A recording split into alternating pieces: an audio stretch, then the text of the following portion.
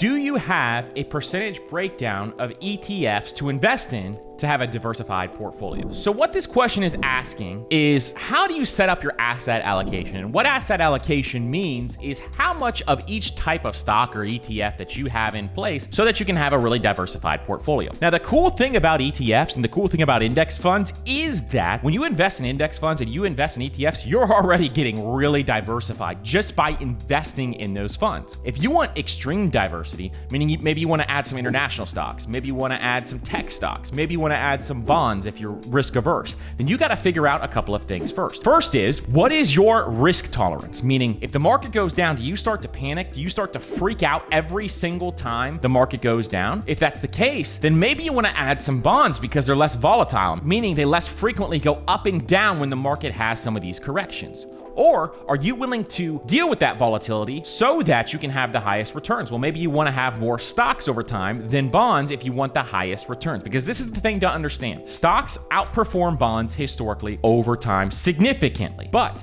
stocks are more volatile, meaning they go up more and they go down more. Now, there's all different kinds of ETFs. There's ETFs that follow the S&P 500, which are some of my favorite. There's some that follow the total stock market. There's some that just follow tech stocks. There's some that just follow specific sectors. There's all different sorts of ETFs that are out there. And so understanding which ones that you want to invest in and having that asset allocation in place so that you can be diversified is a very important thing. But a lot of people actually overthink this. So I'm going to give you a couple of different portfolios so that you can think through your options. And in our new course, Index Fund Pro, we actually go through a bunch of different asset allocations and kind of teach you how to actually figure out what the best asset allocation is for you. So make sure you're staying tuned, because that's coming out in the next couple of months. We're going to go through exactly how to do that in that course as well. So I'm going to talk about some of that here and present to you, and I'm going to show you some portfolios that are great options for you to think through. So the first one is what I call the Simple Path to Wealth portfolio. So in the Simple Path to Wealth, the book, The Simple Path to Wealth, J.L. Collins lays out the case that really all you need is a total stock market ETF or index fund. Now, why is this the case? Because when you own that, you literally own a small piece of every single stock within the US stock market. So this is something where you have extreme diversification just by owning a total stock market index fund. An example of this would be VTI, which is Vanguard's total stock market index ETF. And this is one where you're owning a small piece of everything, from every type of sector to some of the big companies to the small companies. You're all over the place when you own a total stock market index fund. The case can be made here, well, what if I want international exposure? Well, in that portfolio, in that total stock market index fund, a lot of those companies and most companies in the US also deal with international companies, and they deal with international customers. So you have a lot of international exposure just by doing that, by buying the total stock market index fund. The same can be argued just for the S&P 500, because all those big companies, you can think of those large companies that are in the S&P 500, from Google to Apple to Amazon to Alphabet. There's so many different companies that are within the S&P 500 that deal internationally. But let's say, for example, you don't want to just be in stocks. You want to have a little bond exposure. Well, another portfolio is called the Warren Buffett portfolio. This is one where Warren Buffett puts all of his family's money in this exact portfolio. Now, he uses index funds, but you can also use it with ETFs because they have very similar returns and are almost exactly the same, like we talked about. If you haven't heard our episode on the difference between index funds and ETFs, I would definitely check that out, and I'll link it down in the show notes below so that you can check it out, because we explain the differences, but they're very minor and the returns are almost the same. I like ETFs only because they are very liquid and you can liquidate them quickly, and they're just a little more flexible for most people, especially beginning investors. So the Warren Buffett portfolio is that you have 90% of your money in stocks, and then you have 10% of your money in bond ETFs. So this works really well because you have the bond exposure in case you don't want extreme volatility, but 90% of his portfolio is in the S&P 500. So he invests in the S&P 500 for 90%, and then the 10% is in the total bond market fund.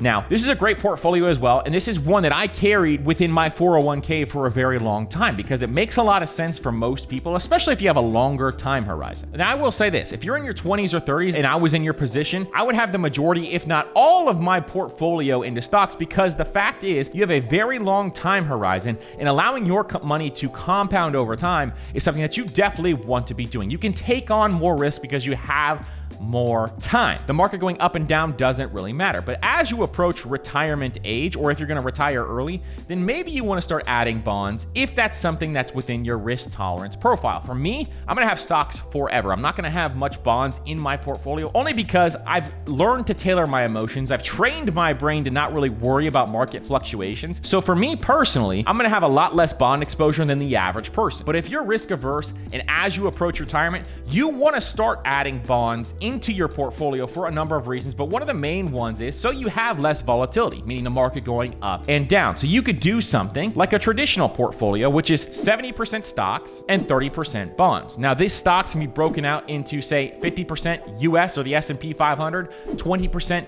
international ETFs, and then 30% bond ETFs. You could do it that way where it's 50, 20, 30. And you can do any variation of this as you want. But this is called a 3-fund portfolio. And with a 3-fund portfolio, what you have is you have US-based stocks, you have international-based stocks, and then you have bonds. And you can adjust this as time goes on. Now, this is why I love target date retirement index funds, because they do this for you. So you don't have to change your asset allocation as time goes on. Target date retirement funds actually change it for you. Now, you got to make sure that you have the low cost ones, because there are some really high cost target date retirement funds within 401ks and things like that. So you got to look at, hey, how can this be adjusted automatically? And if they're index funds, usually their costs are lower. So you got to make sure you look at the expense ratio to make sure those costs are low enough. But these are something, if you have access to target date retirement index funds, you want to set it and forget it and not think about your investments again.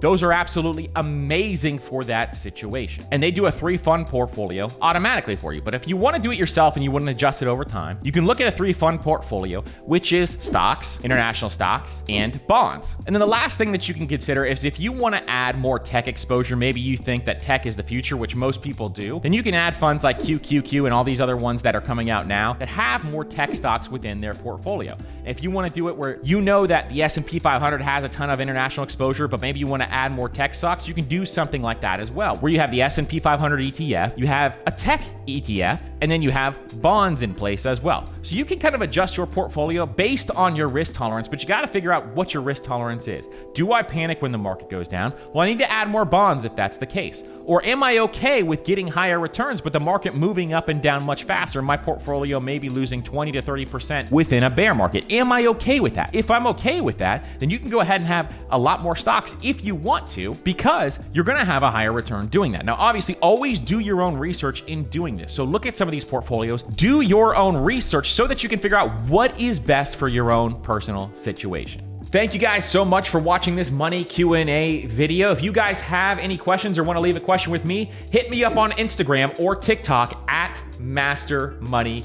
Co. And if you like this video, here's another Q&A video that I know you're going to love.